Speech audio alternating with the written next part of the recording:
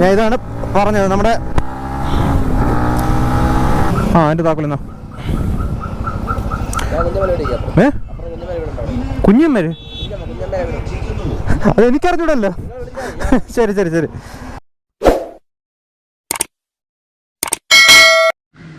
അപ്പോൾ പുതിയൊരു വീഡിയോയിലേക്ക് എല്ലാവർക്കും സ്വാഗതം. പിന്നെ ഇന്നത്തെ വീഡിയോ MT15 ഒരു കുഞ്ഞു റിവ്യൂ ആണ് കേട്ടോ. അപ്പോൾ വീഡിയോ ഫുള്ളായിട്ട് കാണുക, സ്കിപ്പ് ചെയ്യാതെ ഫുള്ളായിട്ട് കാണുക. കണ്ടിട്ട് എന്തായാലും തീർച്ചയായും കമൻറ്റ്സ് അറിയിക്കുക. ചാനൽ ആദ്യമായിട്ടാണ് കാണുന്നതെങ്കിൽ തീർച്ചയായും ചാനൽ നിങ്ങൾക്ക് എന്തെങ്കിലും യൂസ് ഉണ്ടെങ്കിൽ തീർച്ചയായും ചാനലൊന്ന് സബ്സ്ക്രൈബ് ചെയ്യുക. പ്രത്യേകിച്ച് പറയത്തക്ക വേറെ കാര്യങ്ങളൊന്നുമില്ല. എന്തായാലും ഇൻസ്റ്റ കൂടെ ഫോളോ ചെയ്യാത്തവർ ജസ്റ്റ് ഒന്ന് ഇൻസ്റ്റ കൂടെ ഫോളോ ചെയ്യുക. അതിൻ്റെ ഡിസ്ക്രിപ്ഷനിൽ കൊടുത്തിട്ടുണ്ട്. പിന്നെ ഇന്നത്തെ പറയാൻ പോകുന്ന കാര്യം ഞാൻ വണ്ടി ഓടിച്ചതും എനിക്ക് തോന്നിയിട്ടുള്ള കാര്യങ്ങളും പിന്നെ ചെറിയ ചെറിയ ടെക്നിക്കലായിട്ടുള്ള കാര്യങ്ങളാണ് പറയാൻ പോകുന്നത്. അത് എനിക്കറിയാവുന്ന കാര്യങ്ങളാണ് പറയുന്നത്. എന്തെങ്കിലും തെറ്റോ കുറ്റോ കാര്യങ്ങൾ എന്തെങ്കിലും ഉണ്ടെങ്കിൽ ദയവായിട്ടൊന്ന് കമൻറ്റ് ചെയ്യുക. എനിക്ക് ഇൻസ്റ്റയിലൊന്ന് മെസ്സേജ് അയക്കുകയോ ചെയ്യുക. ഭയങ്കര ബുദ്ധിമുട്ട്. അപ്പോൾ എന്തായാലും നേരെ നമുക്ക് വീഡിയോയിലോട്ട് പോകാം. പ്രത്യേകിച്ച് കാര്യങ്ങൾ വേറെ ഒന്നുമില്ല. എന്തായാലും നമുക്കിനി വീഡിയോയിലോട്ട് പോകാം.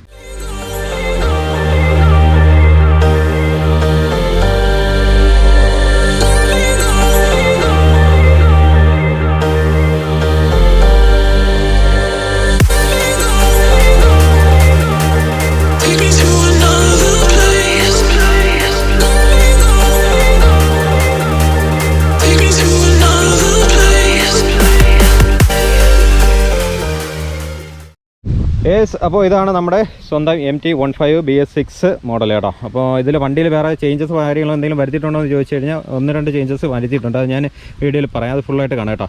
അപ്പോൾ ഷേപ്പിൽ നമ്മുടെ ഡിസൈനിലെ കാര്യങ്ങളിലൊന്നും വേറെ മാറ്റങ്ങളോ ഒന്നും കൊണ്ടുവന്നിട്ടില്ല. അതേ സെയിം ഡിസൈൻ തന്നെയാണ്. നമ്മുടെ പഴയ MT നമ്മൾ തുടങ്ങിയ സമയത്ത് മുതലുള്ള അതേ സെയിം ഡിസൈൻ തന്നെയാണ്. പിന്നെ പ്രത്യേകിച്ചുള്ള കാര്യങ്ങളൊന്നും കൊണ്ടുവന്നിട്ടില്ല എന്ന് വേണമെങ്കിൽ പറയാം.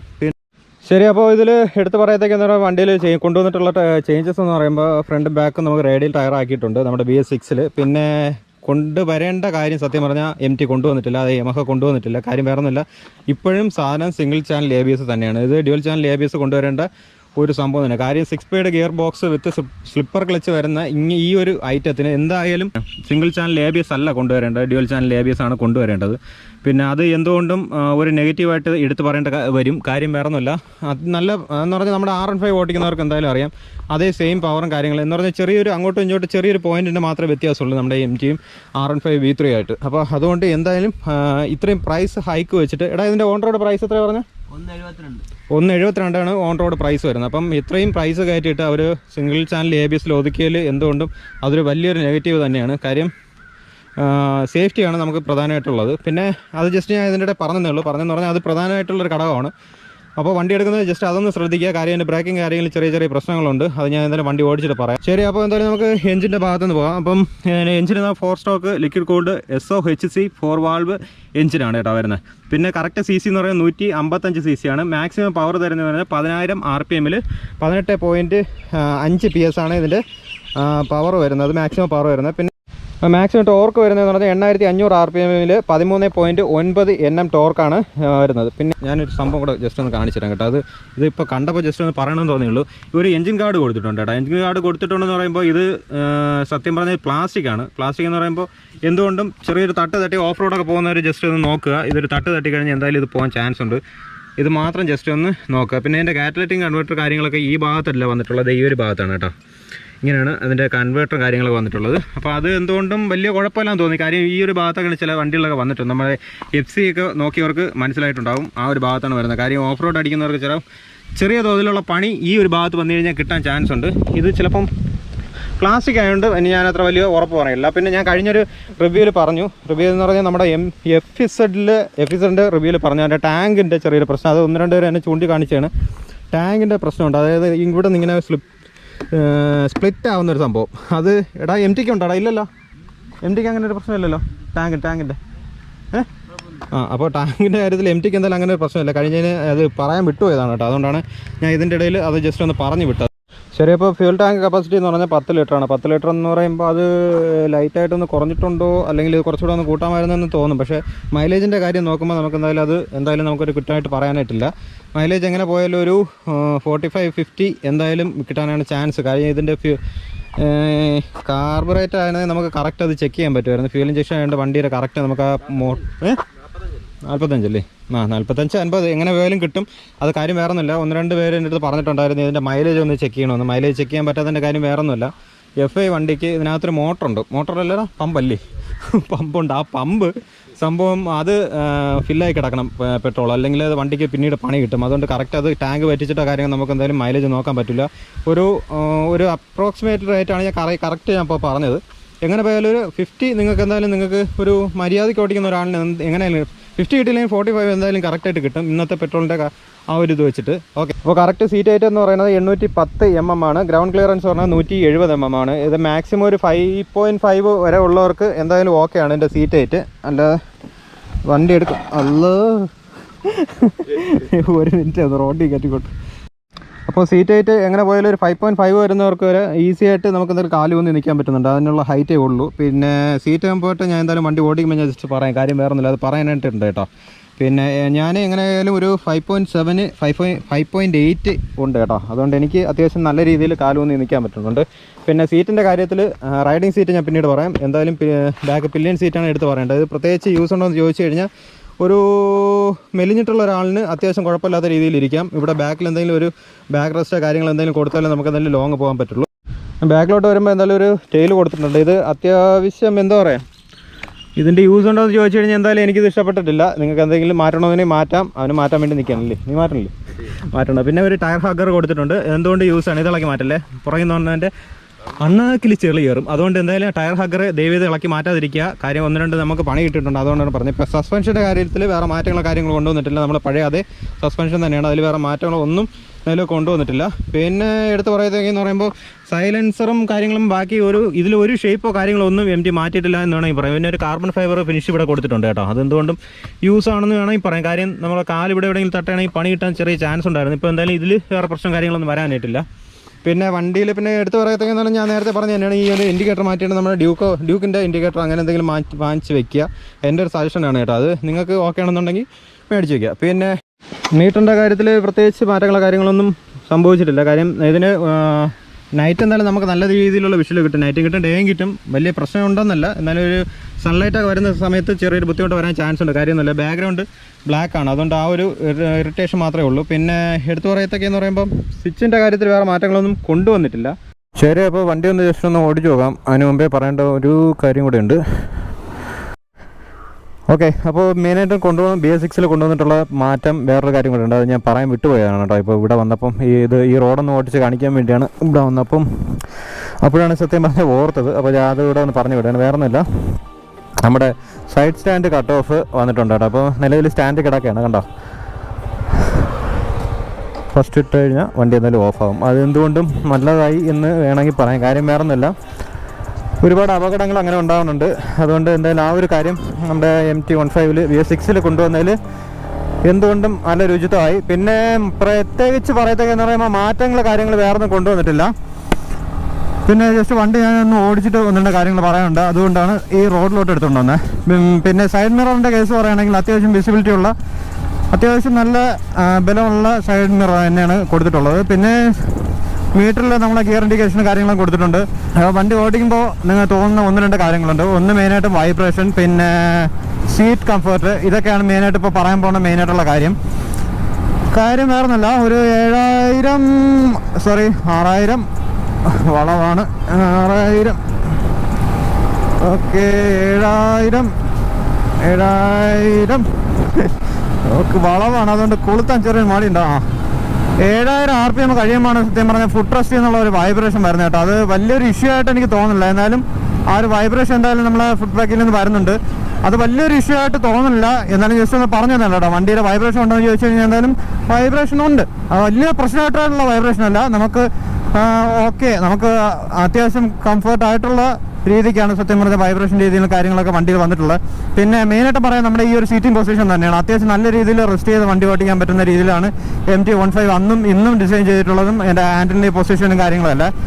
പിന്നെ പ്രത്യേകിച്ച് എടുത്ത് പറയത്തേക്കെന്ന് പറയുമ്പോൾ ഞാൻ മെയിനായിട്ടും അത് പറയാൻ വേണ്ടി സത്യം പറഞ്ഞാൽ ഞാൻ ഈ റോഡെടുത്ത് ഓടിക്കാമെന്ന് വിചാരിച്ചത്. നമുക്ക് നല്ല രീതിയിൽ എന്താ പറയുക, സിറ്റി യൂസിന് പോലും നല്ല രീതിയിൽ കംഫർട്ടായിട്ട് വണ്ടി ഓടിക്കാം. നല്ല രീതിയിൽ കംഫർട്ടായിട്ട് ഓടിക്കുക എന്ന് പറയുന്ന കാര്യം വേറെ ഒന്നുമല്ല. സിറ്റിയിൽ ഓടിച്ചിട്ടുള്ളവർക്ക് അതെന്തായാലും മനസ്സിലാവും. നല്ല രീതിയിൽ ഫ്ലിക്ക് ചെയ്ത് വണ്ടി കൊണ്ടുപോകാൻ പറ്റുന്ന ആ ഒരു എന്താ പറയുക, ആ ഒരു ഷേപ്പും ആ ഒരു കംഫർട്ടും എന്തായാലും നമ്മുടെ MT15 തരുന്നുണ്ട്. പിന്നെ എടുത്ത് പറയത്തേക്കാൻ ഞാൻ ജസ്റ്റ് അവിടെ വണ്ടി ഒന്ന് ചവിട്ടിയിട്ട് പറയാം. കാര്യം വേറെ ഒന്നുമല്ല, ഇതിൻ്റെ സീറ്റിൻ്റെ കാര്യം മെയിനായിട്ട് പറയേണ്ട ഒരു പ്രധാന ഘടകം തന്നെയാണ്. മെയിനായിട്ട് പറയേണ്ട ഘടകം എന്ന് പറയുമ്പോൾ, ഇതിപ്പോൾ വണ്ണമുള്ള ഒരാളിന് വണ്ടി എടുക്കാമെന്ന് ചോദിച്ചു കഴിഞ്ഞാൽ എന്തായാലും വണ്ടി എടുക്കാം, അതിന് ഒരു ബുദ്ധിമുട്ടില്ല. കാര്യം ഞാൻ നേരത്തെ പറഞ്ഞു, വണ്ണമുള്ള ഒരാളിന് ചിലപ്പം ബുദ്ധിമുട്ടാൻ ചാൻസ് ഉണ്ടെന്ന്. ഇപ്പോൾ ബുദ്ധിമുട്ടില്ല എന്ന് പറഞ്ഞതിൻ്റെ കാര്യം വേറെ ഒന്നുമല്ല, ഈ സീറ്റിൻ്റെ കംഫേർട്ട് തന്നെയാണ് മെയിനായിട്ടുള്ള കേസ്. ഞാൻ എന്താണെന്നുള്ളത് ഞാൻ പറഞ്ഞുതരാം. MT15 അത്യാവശ്യം നല്ല ഹാർഡായിട്ടുള്ള സീറ്റാണ് കേട്ടോ. നമുക്കിപ്പോൾ തൊട്ട് നോക്കുമ്പോൾ വലിയ കുഴപ്പമില്ല. എന്തായാലും ഞാൻ പറഞ്ഞതിൻ്റെ കാര്യം പറയുന്നില്ല, നല്ലതായിട്ട് ലോങ് പോകുന്നു. ഞാൻ MT15 ലോങ് പോയതാണ്. ആർക്കെങ്കിലും അങ്ങനെ എന്തെങ്കിലും ഫീൽ ആയിട്ടുണ്ടെങ്കിൽ ജസ്റ്റ് ഒന്ന് കമൻറ്റ് ചെയ്യാം കേട്ടോ, ആർക്കെങ്കിലും യൂസ് ആയിക്കോട്ടെ. ശരി, അപ്പോൾ പറഞ്ഞതിൻ്റെ കാര്യം വേറെ ഒന്നുമില്ല. നല്ല രീതിയിലുള്ള നമ്മളിപ്പോൾ ജീൻസ് പാൻറ്റാണ് ഇട്ടുകൊണ്ട് ഓടിക്കുന്നത്. നമ്മളിപ്പം വണ്ടി മാത്രം കുറ്റം പറഞ്ഞിട്ട് കാര്യമില്ല, ജീൻസ് പാൻറ്റാണ് വണ്ടിയിൽ ഇരുന്നത്. അതായത് നമ്മൾ ഈ ഒരു വണ്ടിയിൽ ജീൻസ് പാൻറ്റ് ഇട്ടുകൊണ്ട് വണ്ടി ഓടിച്ചു കഴിഞ്ഞാൽ എന്തായാലും നമ്മുടെ എന്താ പറയുക, ഹെനനോസ് പാട്ട നല്ല രീതിയിൽ പൊള്ളും എന്ന് പറയുന്ന കാര്യം വേറെ ഒന്നുമില്ല. കുറച്ച് നേരം കഴിഞ്ഞിട്ട് നമുക്ക് ഇരിക്കാനായിട്ട് തോന്നില്ല. അത്ര അത്യാവശ്യം എന്താ പറയുക, അത്യാവശ്യം സോഫ്റ്റാണ്. എന്നാലും എനിക്ക് എൻ്റെ ഒരു ശരീരഘടനനുസരിച്ച് എനിക്കൊരു ഹാർഡായിട്ട് തോന്നുന്നുണ്ട്. കാര്യം എനിക്കൊരു കംഫർട്ട്നെസ് കുറവുണ്ട് അതിൽ. അപ്പോൾ എന്തെങ്കിലും ഒരു ജെൽ സീറ്റോ അങ്ങനെ എന്തെങ്കിലും മേടിച്ചിടുകയാണെങ്കിൽ എന്തായാലും നിങ്ങൾക്ക് ധൈര്യമായിട്ട് വണ്ടിയിൽ ദൂരോട്ട്, അതായത് ലോങ് നിങ്ങൾക്ക് ധൈര്യമായിട്ട് അടിക്കാം. വേറെ ഒന്നുമല്ല, ഹൈറ്റ് കൂടിയ ഒരാളിന് പിന്നെ വെയിറ്റ് കൂടിയ ഒരാളിന് ഇവർക്കാണ് മെയിനായിട്ടും വരുന്ന പ്രശ്നം എന്ന് പറഞ്ഞത്. അതായത് വണ്ടി ഇപ്പോൾ എടുക്കുന്നവർക്ക് മെയിനായിട്ട് വരുന്ന പ്രശ്നം അതാണ്. ഹൈറ്റ് കൂടിയ ഒരാളിന് സംശയം എന്ന് വെച്ചാൽ ടാങ്ക് കാര്യങ്ങളിൽ ഇടിക്കുമെന്നുള്ളത്, ഇടിക്കാൻ ചാൻസ് ഉണ്ട്. കാര്യം വേറെ ഒന്നുമല്ല, ഇത് കണ്ടോ, എൻ്റെ കാല് ഏറെക്കുറെയൊക്കെ ഇതിൽ ടാങ്കിൽ തട്ടുന്ന രീതിയിലാണ് ഇരിക്കുന്നത്. അപ്പം അത്യാവശ്യം നമ്മളിപ്പോൾ കാലിലൊക്കെ അഡ്ജസ്റ്റ് ചെയ്തിരുന്ന് പോകാൻ കുഴപ്പമില്ല, എനിക്ക് ഈ വണ്ടി മതി എന്നാണെങ്കിൽ ധൈര്യമായിട്ട് എടുത്തോ. പക്ഷേ ഹൈറ്റ് ഉള്ള ഒരാളാണെങ്കിൽ ജസ്റ്റ് ഇതൊന്ന് ടെസ്റ്റ് ഡ്രൈവ് അടിക്കുക. ഹൈറ്റ് കുറഞ്ഞ ഒരാളാണെങ്കിൽ ഏതാണ്ടൊക്കെ എന്താ പറയുക, ഒരു 5.5 വരെ നിങ്ങൾക്ക് ഓക്കെയാണ്. പിന്നെ മാക്സിമം നിങ്ങൾ വണ്ടിയിൽ കയറി ഇരുന്നിട്ട് മാത്രം വണ്ടി എടുക്കുക. കാര്യം നമ്മൾ വണ്ടി എടുത്തുകൊണ്ട് വെച്ചിട്ട് പിറ്റേ ദിവസം തന്നെ കൊടുക്കേണ്ട വരുന്ന ഒരു അവസ്ഥ ഒരിക്കലും വരുത്താൻ പാടില്ല. പിന്നെ ബാക്ക് പില്ലിയൻ സീറ്റിൻ്റെ കേസ് ഞാൻ നേരത്തെ പറഞ്ഞു. പില്ലിയൻ സീറ്റിൽ ഞാൻ ഒട്ടും കംഫർട്ടല്ല. വണ്ടി എടുത്ത് വെച്ചിട്ട് കുറ്റം പറയാണെന്ന് തോന്നരുത്. പില്ലിയൻ സീറ്റിൽ നിങ്ങൾ ലോങ് അത് പോകുന്നവരാണെങ്കിൽ ബാക്കിലൊരു ബാക്ക് റെസ്റ്റ് എന്തെങ്കിലും സെറ്റ് ചെയ്ത് കഴിഞ്ഞാൽ അത്യാവശ്യം കുഴപ്പമില്ലാത്ത ഒരാൾക്കിരിക്കാം. വണ്ണുള്ള ഒരാളാണെങ്കിൽ എന്തായാലും പ്രശ്നം വരും. കാര്യം വേറെ ഒന്നുമില്ല, വണ്ടി അത്യാവശ്യം നല്ല പവറുള്ള വണ്ടിയാണ്. കൈ കൊടുക്കുന്ന സമയത്ത് ബാക്കിലോട്ട് സ്പ്ലിറ്റ് ചെയ്തു, അതായത് നമ്മൾ ബാക്കിലോട്ട് ചറക്കി പോകാനായിട്ട് ചെറിയ ചാൻസ് ഉണ്ട്. പിന്നെ BS6 കൊണ്ടുവന്നിട്ട് മാറ്റം വേറൊന്നുമില്ല, സൈഡ് സ്റ്റാൻഡ് കട്ട് ഓഫ് കൊണ്ടുവന്നിട്ടുണ്ട്. ഞാൻ അത് എടുത്ത് പറയുന്ന കാര്യം ഞാൻ വിട്ടുപോയതാണ്, അതുകൊണ്ടാണ് ഒന്നുകൂടെ പറഞ്ഞത്. പിന്നെ റേഡിയൽ ടയർ ആക്കിയിട്ടുണ്ട്. പിന്നെ ഡിസൈനിൽ കൊണ്ടുവന്നിട്ട് മാറ്റം എന്ന് പറയുമ്പോൾ ചെറിയൊരു സ്റ്റിക്കർ കാര്യങ്ങൾ ആ ഒരു സൈഡിൽ കൊടുത്തിട്ടുണ്ട് കേട്ടോ. അതായത് കണ്ടോ, ഇതിപ്പോൾ വേറെ 1-2 മൊത്തം 4 കളറിലെന്തോ നമുക്ക് 4-5 കളറിൽ എന്തായാലും MT15 അവൈലബിൾ ആണ്. സസ്പെൻഷൻ്റെ കാര്യത്തിൽ എനിക്ക് വലിയ ബുദ്ധിമുട്ട് തോന്നിയിട്ടില്ല. എന്നാലും ഫ്രണ്ട് ലേശം ഒരു ഹാർഡ്, അതായത് ഒരു അല്പം ടൈറ്റ് പോലെ എനിക്ക് ഫീൽ ചെയ്യുന്നുണ്ട്. അത് വലിയ പ്രശ്നമാണോ എന്ന് ചോദിച്ചു കഴിഞ്ഞാൽ വലിയ പ്രശ്നമല്ല, എന്നാലും ജസ്റ്റ് ഒന്ന് പറഞ്ഞു. പിന്നെ വണ്ടിയിൽ ഈ ഒരു പൊസിഷൻ നമ്മളിപ്പോൾ ഇരുന്ന് ഈ നോക്കുന്നതെന്ന് പറയുമ്പം ഏത് വണ്ടി പറയാം, നമ്മുടെ ഹീറോയുടെ ഒരു ബൈക്ക് ഉണ്ടല്ലോ, സോറി എൻ്റെ പേര് ഞാൻ വിട്ടു കേട്ടോ. ഏതാണ്ട് ആ ഒരു സ്റ്റൈലാണ്. കാര്യം ഒരു മീറ്റർ മാത്രം ഫ്രണ്ടിലുണ്ട്, വേറെ ഒന്നുമില്ല എന്നുള്ള രീതിക്കാണ് സത്യം പറഞ്ഞ ഫ്രണ്ടിലുള്ള ആ ഒരു സംഭവം. ഓക്കെ, അതൊരിക്കലും നമുക്ക് ബുദ്ധിമുട്ടൊന്നുമല്ല, എന്തുകൊണ്ടും ഒരു നല്ല ചേഞ്ച് തന്നെയാണ്. പിന്നെ ഈ ഒരു സെഗ്മെൻറ്റിൽ വരുന്നതിൽ എനിക്ക് ഇതിൻ്റെ പ്രൈസ് റേഞ്ച് വെച്ച് നോക്കുമ്പോൾ മെയിനായിട്ട് പറയേണ്ട കാര്യം ഒന്നേ ഉള്ളൂ, എന്താ ഞാൻ ഇതാണ് പറഞ്ഞത്. നമ്മുടെ